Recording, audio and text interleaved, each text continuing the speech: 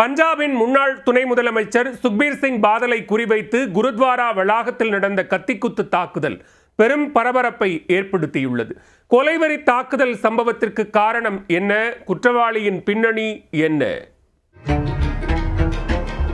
மகாராஷ்டிரா மாநிலம் நாந்தேட் பகுதியில் மாதா சாஹிப் குருத்வாரா அமைந்துள்ளது. பஞ்சாபின் முன்னாள் துணை முதலமைச்சரும் அகாலிதளம் தலைவருமான சுக்பீர் சிங் பாதல் வழக்கம் போல் குருத்வாராவுக்கு சென்றிருந்தார். அவருடன் அவரது மனைவியும் அகாலிதளம் நாடாளுமன்ற உறுப்பினருமான ஹர்சிம்ரத் கவுர் பாதலும் சென்றிருந்தார். குருத்வாராவில் வழிபாடுகளை முடித்துவிட்டு பாதல் வெளியே வந்து கொண்டிருந்த பொழுது பாதுகாப்பு பணியில் இருந்த காவலர்களும் அவரை சுற்றியிருந்தனர். எல்லாம் இயல்பாக சென்று கொண்டிருந்த நிலையில் அங்கு சந்தேகத்திற்கிடமான வகையில் ஒரு நபர் வந்துள்ளார். யாரும் எதிர்பாராத நேரத்தில் அந்த நபர் சுக்பீர் சிங் பாதலை நோக்கி வேகமாக முன்னேறினார்.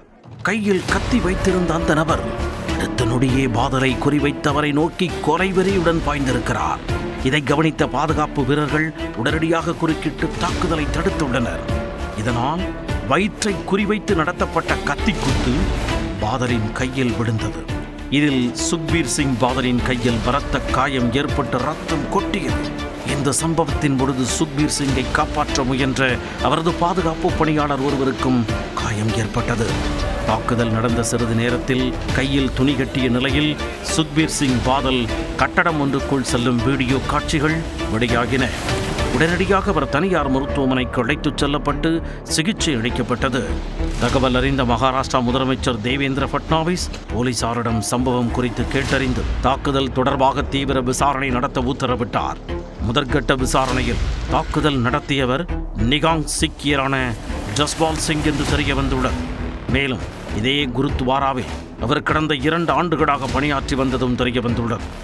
சுக்பீர் சிங் பாதலை குறிவைத்து தாக்குதல் நடத்த முயன்றதையே தாக்குதலுக்கான பின்னணி என்ன என்பது குறித்து போலீசார் தொடர்ந்து விசாரித்து வருகின்றனர்.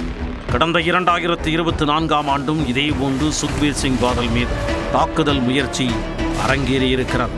அமிர்தசரஸில் உள்ள பொற்கோவில் வாசலில் மத தண்டனையின் ஒரு பகுதியாக சுக்பீர் சிங் பாதல் அமர்ந்திருந்தார். அப்போது அவரை நோக்கி நெருங்கிய நாராயண் சிங் சௌரா என்ற நபர் துப்பாக்கியால் சுட முயன்றதாக கூறப்படுகிறது. அப்பொழுது சுதாரித்துக் கொண்ட பாதுகாப்பு அதிகாரி துப்பாக்கி வைத்திருந்த நபரின் கையை மேல் நோக்கி தள்ளியதால் குண்டு சுக்பீர் சிங் பாதலை தாக்காமல் தப்பிச் சென்றது. தொடர்ந்து அங்கிருந்த சேவாதர் ஒருவரும் உதவ தாக்குதல் நடத்திய நபர் மடக்கி பிடிக்கப்பட்டார். அப்பொழுது அதிர்ஷ்டவசமாக சுக்பீர் சிங் பாதல் காயமின்றி தப்பினார். தற்பொழுது 2 ஆண்டுகளுக்கு பின் மீண்டும் ஒரு கொலை முயற்சி சம்பவம் அரங்கேறியிருப்பது அம்மாநிலத்தில் பெரும் பதற்றத்தை ஏற்படுத்தியுள்ளது.